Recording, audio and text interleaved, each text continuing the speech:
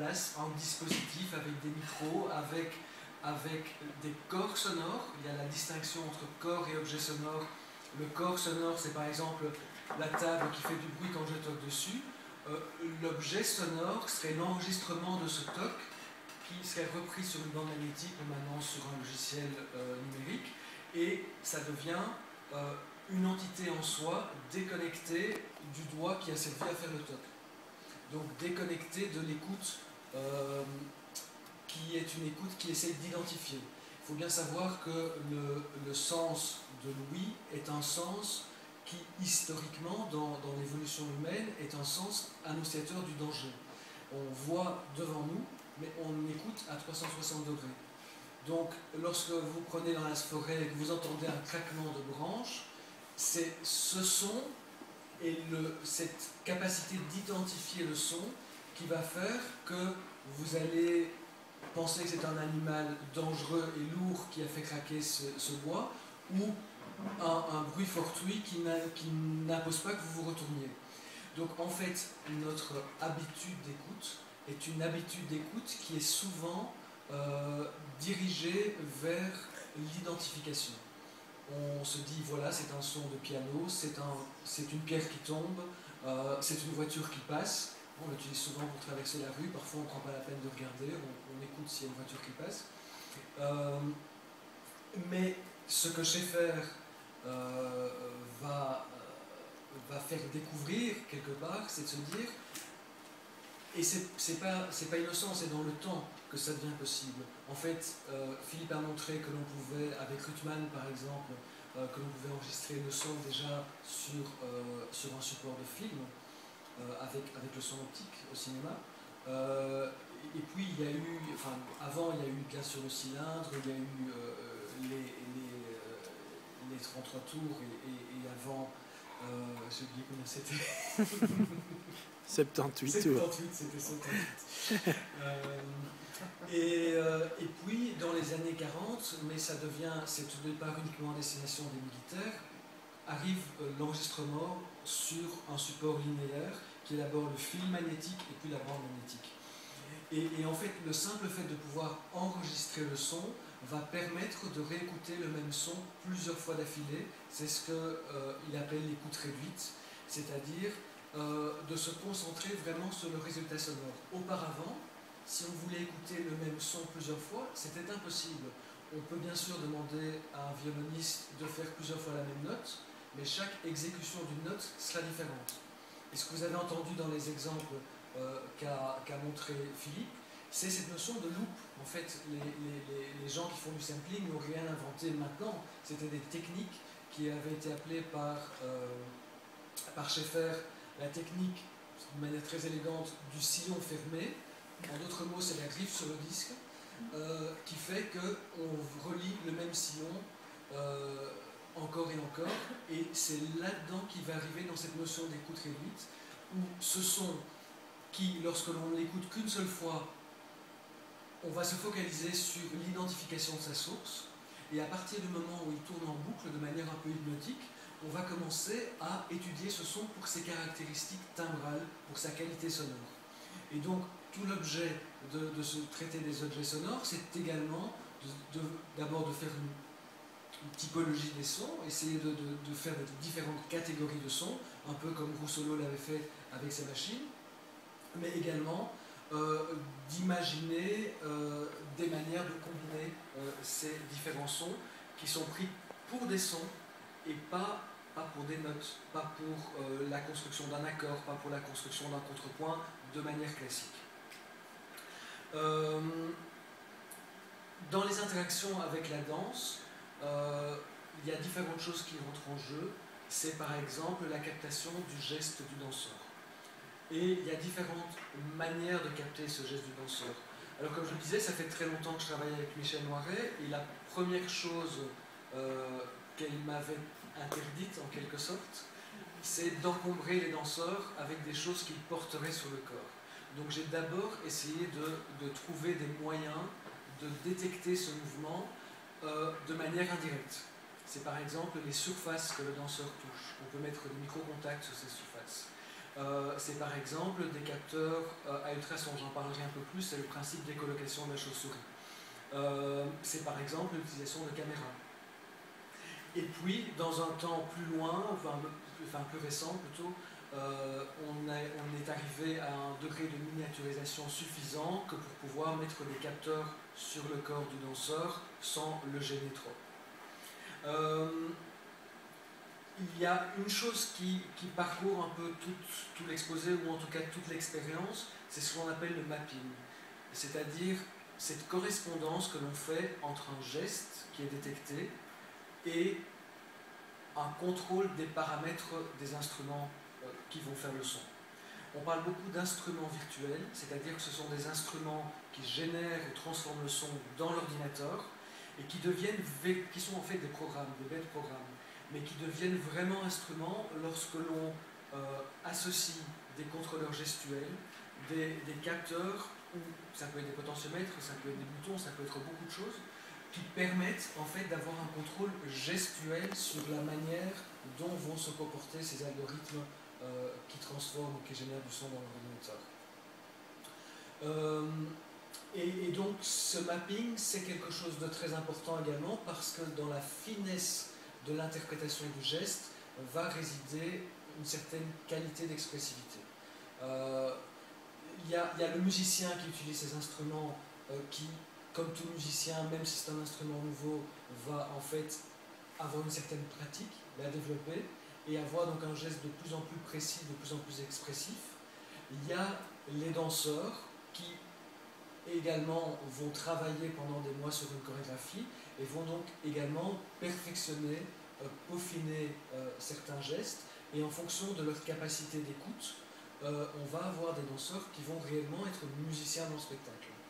Et c'est très clairement le cas avec Michel Moiret, qui a par exemple travaillé pendant une dizaine d'années avec Stockhausen et qui a acquis une manière d'écouter le son extrêmement précise. Et lorsque l'on lui permet d'utiliser des outils de contrôle gestuel pour contrôler les sons, pour déclencher des sons, eh bien elle l'utilise d'une manière très musicale. Et alors, il y a... Ah oui. En fait, c'était juste quelques photos de spectacles sur lesquels j'ai travaillé avec Michel, depuis 98 le premier, avec Enjeu, In Between. Je parlerai de certains spectacles. Il y a un site www.michel-noiret.be où vous allez trouver toute une série d'extraits de vidéos, de photos, etc. Je vais revenir sur un certain nombre de ces spectacles, mais bien sûr pas sur tous. Un certain nombre de ces spectacles utilisent des techniques de captation de mouvement du danseur, d'autres pas, mais dans certains autres spectacles, le mouvement et le rapport mouvement-son par exemple, se retrouve par exemple à la régie, où j'utilise un certain nombre d'instruments pour suivre les danseurs. Où on a parlé de spatialisation, j'utilise des outils pour, par exemple, modifier en temps réel la localisation des sons dans la salle. Vous savez sans doute qu'en danse, en général, on essaie de fixer les choses, mais qu'il y a tout de même un certain nombre de choses qui glissent un peu dans le temps. Et donc le fait d'avoir des outils en régie qui permettent d'avoir un temps plus fluide, plus compressible, extensible, permet de mieux suivre et de mieux soutenir la danse.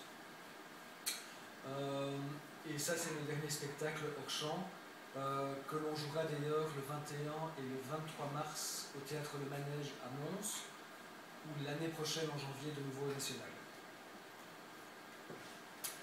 Alors, il y a le troisième cas de figure qui sont les installations interactives où c'est le visiteur qui génère le mouvement. Et avec un visiteur, on ne sait jamais ce qu'il va faire parce qu'on ne l'entraîne pas. Le visiteur, on ne lui dit pas ce qu'il doit faire. Souvent, on ne lui indique même pas que c'est interactif. Souvent, on lui laisse la surprise. Et donc, il faut essayer de trouver des méthodes où une interaction basique donne quelque chose d'intéressant au niveau du son et où on puisse obtenir un peu plus de subtilité si le visiteur ou les visiteurs font des gestes plus précis. Et on se retrouve souvent dans une situation où dans une installation interactive, il y a des gens qui vont avoir une approche très muséale, c'est-à-dire qu'ils ne vont rien toucher, ils vont rester à distance, regarder comme des sculptures. Et puis d'autres qui vont avoir des interactions très minimales. Et parfois on trouve des groupes de gens souvent qui vont rentrer dans une installation et faire une espèce de jam session en utilisant toutes les possibilités. Et c'est très dépendant des gens. Alors, je reste quand même très fort ici dans cet exposé sur la notion des technologies numériques, c'est-à-dire que je ne reviens pas trop dans le passé, si ce n'est pour montrer une nouvelle utilisation d'un concept ancien.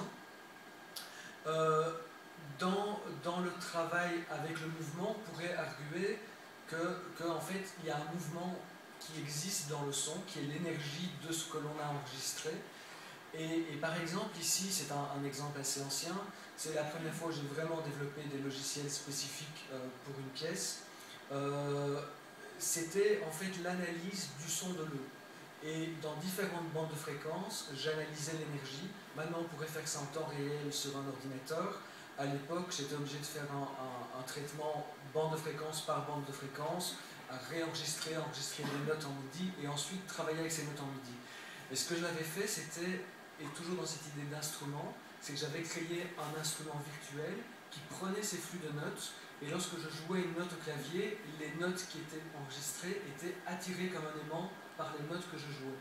Et j'avais des potentiomètres qui permettaient de définir quel était le pouvoir d'attraction des notes que je jouais. C'est-à-dire qu'à partir de ce flux de notes enregistrées, je pouvais en fait créer des phrases musicales en quelque sorte, qui étaient ensuite reproduites sur des synthétiseurs. Je vais faire écouter un tout petit extrait.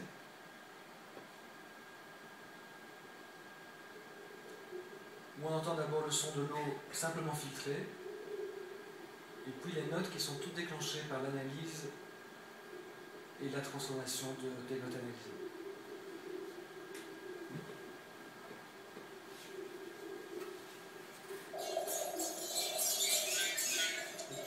Chacun de ces petits grains de son est une note qui viennent de l'analyse.